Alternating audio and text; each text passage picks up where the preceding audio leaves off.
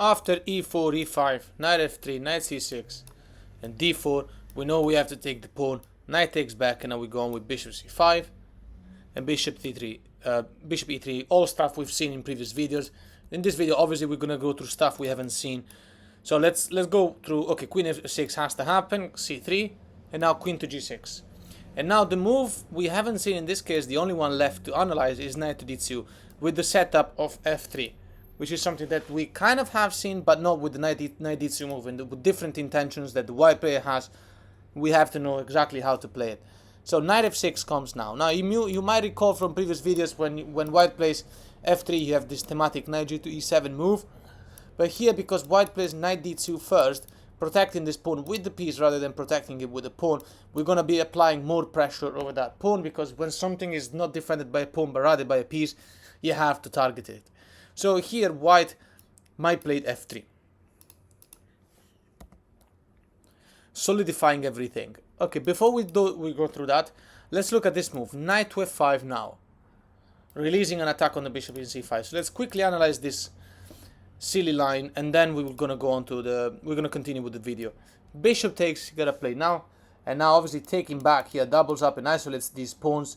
It's really silly to do. Also, when you take this pawn in e4, you're gonna be releasing an attack on this knight. The position is really bad. So after knight takes back, castle.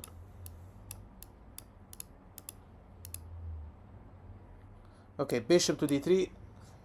Trying to go for f6, e5, attacking the knight in f6 with releasing the attack on the queen.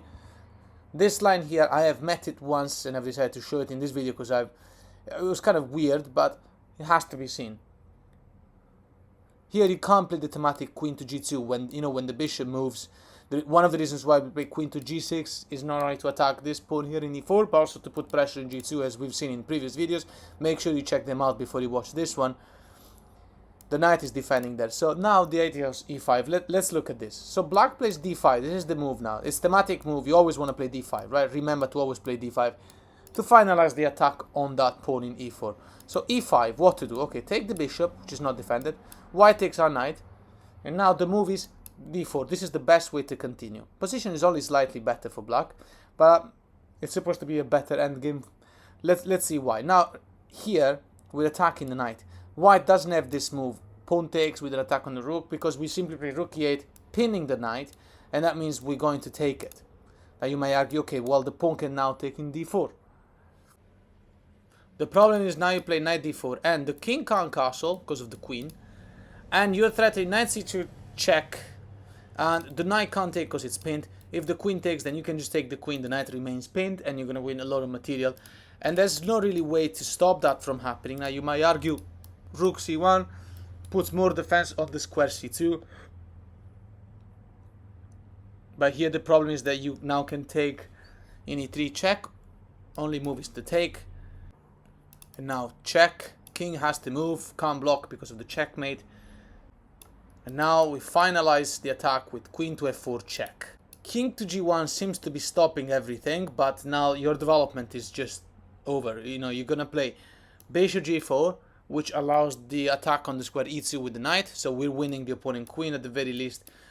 Blocking here doesn't work, because again, this allows a very quick development of the black player, and you see, you take, right? White queen can't take, because then you take the rook with check, and the skewer and everything, so pawn takes back, but now we make a check with the bishop, we're involving all the pieces. What's left to do here if white doesn't want to get checkmated? King f2. We don't really have any checks now except queen h4, which is the only one we actually need.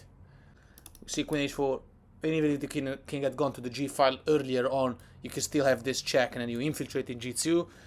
And after this check, if the king goes to the e file, then you involve the rook, and you can take it from there. So in this position, the white player just took the knight in f6, and we played d4. Right, what happens after the pawn takes? Avoiding the trouble for the moment. Okay, take back with the queen. And now castling just loses this pawn in f6. Okay, so it's just like up a pawn with no compensation. So let's not really look at this line, and let's see what happens after the Opponent takes the pawn now, and now we don't really win a pawn. Besides, our opponent still has the possibility to castle. Well, apparently yes, but not really, because rook d8, and now white can't castle because we have double attack on the knight in d2. And now, okay, what if knight e to c4, defending the knight, allowing castle. Okay, bishop to g4 just wins for black, right on the spot. f3, blocking it doesn't work. Remember, white can't just really make this move, knight f3, blocking this. Because then the knight will no longer be defending this knight in c4. So here white has to play f3, but now rook check. King f1 only move. Well, I mean, knight e4 doesn't really work because you're dropping this knight. And you also have this move, rook takes with check, pawn can't take back because the bishop takes the queen.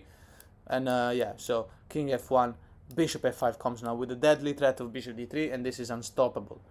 White might play g4, trying to give an escape to the king, which does work, but still black is completely winning. Check, king moves, and now check.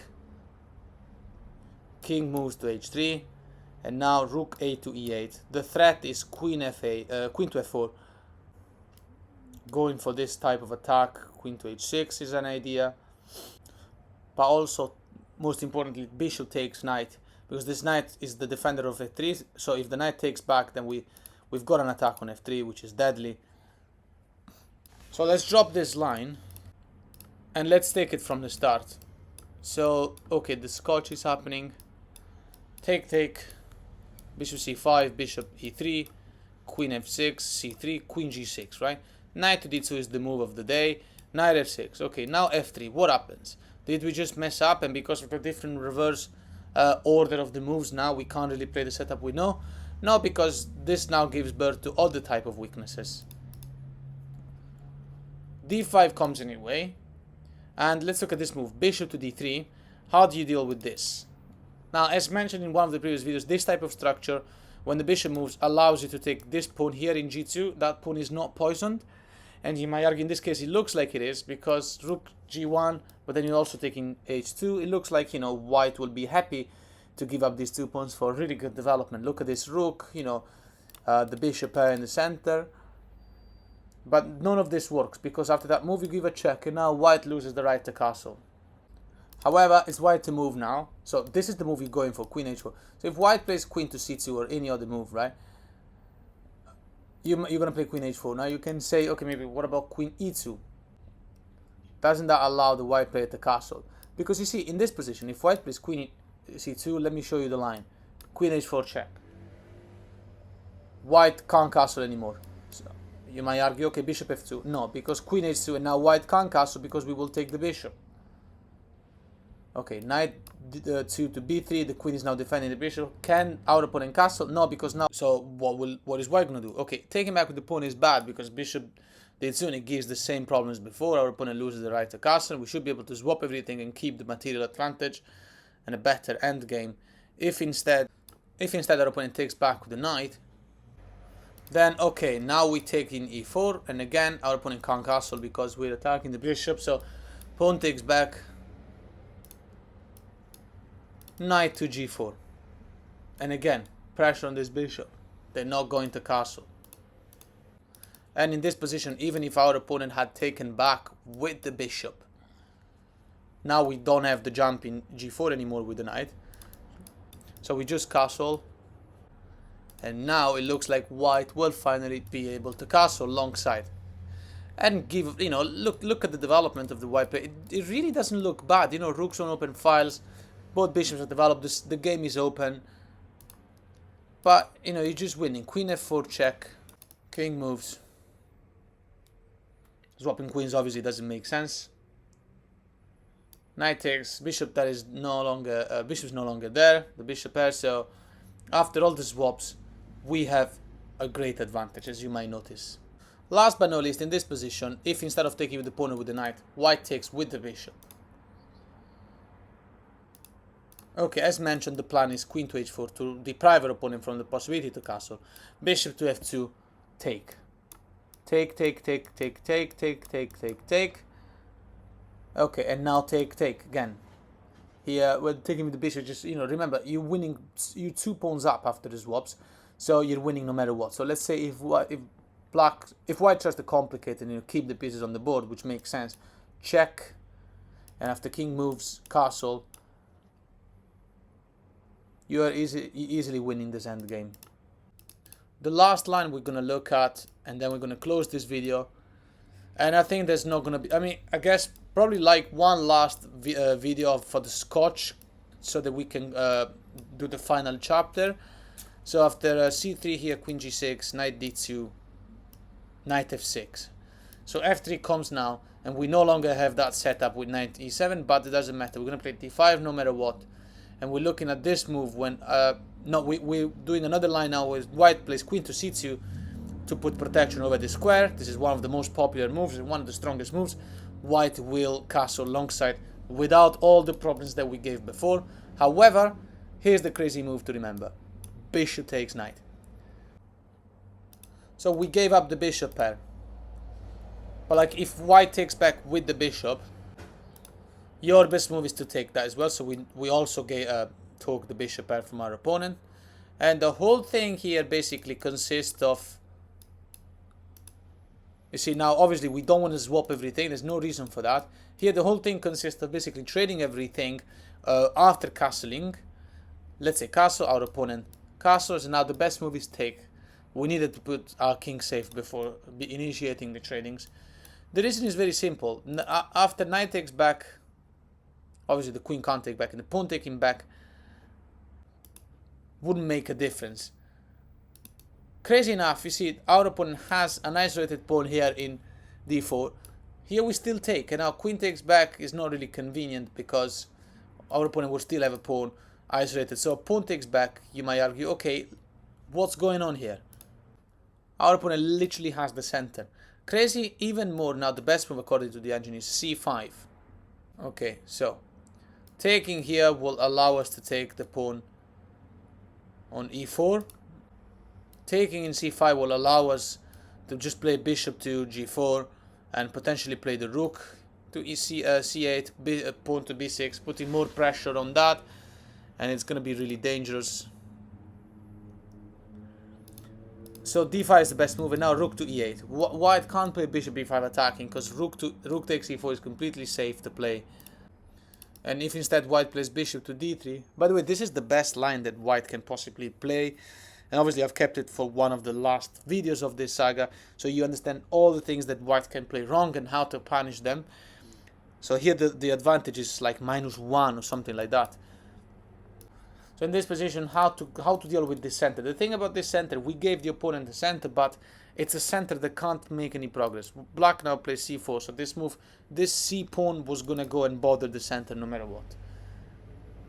Here, obviously taking with this bishop allows us to play bishop to d7, and the idea of rook c8 is really strong. Let's make an example. King to b1 comes now to avoid all the trouble that comes with the attack of the rook on the same file of the opponent queen. Rook a to c8 is still the best move. Threatening b5. Queen to d3, getting out of that attack. Rook to e4. The position is evaluated around -3 at this point. Double attack on the bishop. Bishop to b3, maybe it's an idea. What's our opponent going to do? This center pawn is not going anywhere. Bishop g4 is coming now. And you can't really remove the rook, because this queen is a loose piece. So rook to c1 is met by the beautiful move rook to e1. This rook is pinned, can't take us. Queen taking us here will run into checkmate in c1. The queen's under attack, and it's also pinned. So the opponent will have to give up material. And in this position, after the c4 push, what if queen takes in c4? Does it change anything? Well, no, this is actually more dangerous for our opponent to play, because now you play bishop g4 with an attack on the rook, you're also threatening to pin the queen to the opponent, to the king. So our opponent will have to give up stuff. Last mention in the variation where our opponent just played queen to c2 after we played d5. And we said we take this knight. What if white takes back with the pawn, preserving the bishop pair and so on? We ignore it. We just castle, and after long castle, looks like it's going to be a fine game for white. But we just initiate all the trades. And by the way, I haven't really been going through e5 or pawn takes because these are just bad. And I've gone through that stuff in some of the previous videos. So obviously take back, you take back with the knight. This is a fantastic position. You can, well, take the queen first. There's stuff, it has been mentioned in the past. Like obviously, well, the opponent just castled. The e5 or pawn takes was not possible so far because he will take the queen. Now castle, that is no longer a good thing anymore. It's black to move. So obviously now you have to take in e4. But like even in other situations, and you should check out the other videos, make sure you know what to do, because in this case there's a queen in c2, but in other situations, if white plays e5 or pawn takes, you will see from previous videos. Okay, now here white takes back, rook to e8, putting more and more pressure over that knight. This pawn is isolated and that's going to be the target. Knight takes here just gives us development. You take back, there's an attack on this bishop, the bishop will have to move, and you will have double attack on this pawn, providing that, okay, well, let me show you. See, for example, knight takes check, queen takes, now we have double attack here, very strong move with the knight to go there, so you might argue, okay, bishop f2 still defends that pawn more. Okay, bishop to e6. Crazy, because it looks like this is a fork. Doesn't work because knight b4 attacks the queen. And also the pawn in a2. So queen, what's our opponent going to do? Many of the moves now will lead to a disaster. Queen c3 attacking the knight, but you just played knight a2 and you win the game. Queen to d2 maybe. Okay, let's say for example queen b1, you just take this pawn, right? It's attacked twice. Queen to d2 instead. I mean, the queen is now attacking this pawn, so you're gonna have to take with the knight. It's the best thing to do. And you want that pawn and you go smooth development, and it's just a much better endgame for black to play. So in this position we said rook e8, check, take, bishop f2, bishop e6. What if white doesn't play d5, but other place, I don't know, bishop c4. Trying to swap with this bishop, or maybe play d5 for real. Not now, but later on. Well, queen g5 check. King moves, bishop to f5.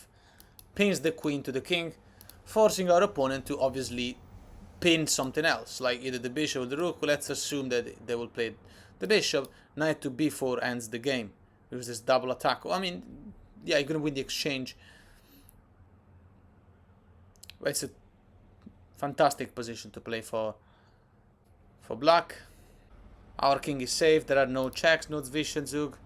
So the last line here, after rook e8, let's not look at the check. What happens if normal development? Bishop to b5. The queen is defending g2. There's no infiltration. Okay, well, swap, as we mentioned. And we're doing okay. If white takes us, to break our pawn structure, take back is not a problem. Pawn takes back. Rook takes. Rook takes. With an attack on the bishop. Black is up a pawn with no compensation. Best move here will be bishop d2 according to the engine, but that also drops the pawn in d4, or it's up to you. You can also play bishop f5, which is the best move, and then develop the other rook. If instead you might argue, okay, bishop d2 is a terrible move, I will never play that move. Well, okay, rook d1 maybe, e1 protecting the bishop, bishop to f5. Threatening to take this, because then the bishop will be attacking the queen. Queen to f2. a5 is the best move by black. The thing is that white can't move anything without compromising the position terribly. King can never go safe in b1 because we're gonna have discover checks, then win material. If our opponent tries to force a swap, let's say bishop to d2, looks like it's interesting. Okay, rook to g4, putting more attack over the square g2. If we were to infiltrate in g2 with the rook, it will be completely game over. g3 stops the rook from infiltrating, you might argue. Bishop c2 is the cherry on the cake of this game.